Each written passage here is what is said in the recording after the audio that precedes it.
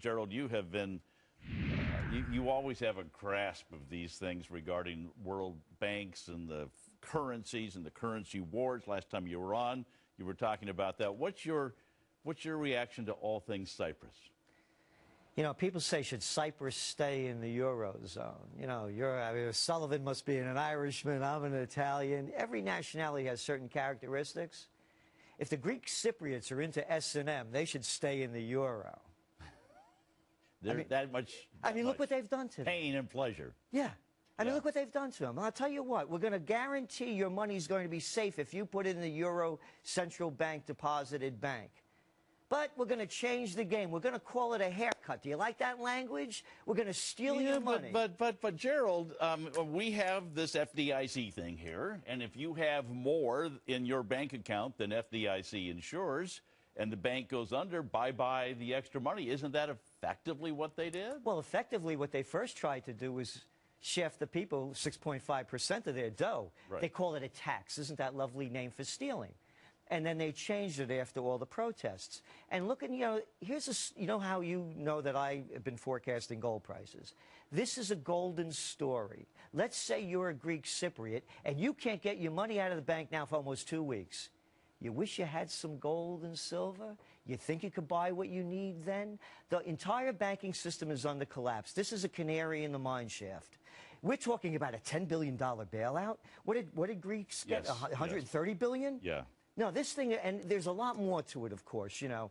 This is the Grand Cayman Islands of Eastern Europe. Right. The Russians park their money there, and that's what it is. But get to this gold business, though.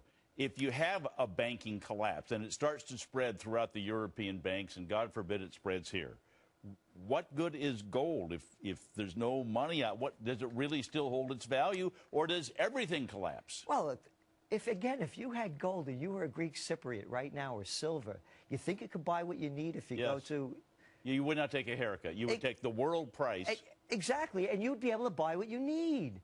These people can't get money out of the bank, and now they're letting them take out what? You know, $300 a week? Right. You know, so if you had gold and silver now, this is why it has that historical value, this intrinsic value that doesn't go up and down with the whims of a central bank. Gold is just pure that, an intrinsic value. Silver has uses. Again, but hey, if you're an Iranian and you need to sell oil and you're frozen out of the banking system, and you're China and I'm Iran, I'll sell you the oil, you give me some gold. That's what's going on now. They're using gold as money, and they've been using gold as money forever. Yeah. You know, Tom, at the risk of being politically incorrect, this is Easter time. So to mention Jesus Christ's name, let's go back 2,000 years ago. Here, this was the cover of the TrendsJournal. Jesus driving the money changers out of the temple. Out of the temple. Now, here's from James Madison, 1800 years later. History records that the money changers have used every form of abuse, intrigue, deceit, and violent means possible to maintain their control over governments by controlling money and its issuance. Nothing has changed. Who made up this stuff that the banks are too big to fail? Who made up this stuff that the banks could destroy economies? I'll tell you who. The money changers. Only the names have changed. So is this going to spread?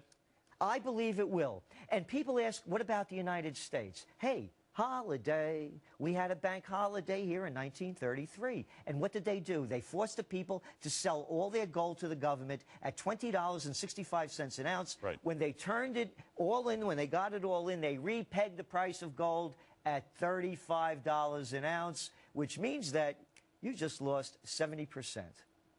How about other hard assets? Are you get out of monetary, go into hard assets, oil, real estate, gold, silver? Real estate. I just bought 3 pre-Revolutionary War buildings in Colonial Kingston, where I live, and I'm buying them for the historic value to preserve them. And I also believe if the first American Revolution had its roots there, why not go for the second one? But this one of the heart and the mind and the spirit, not bullets and guns, you know.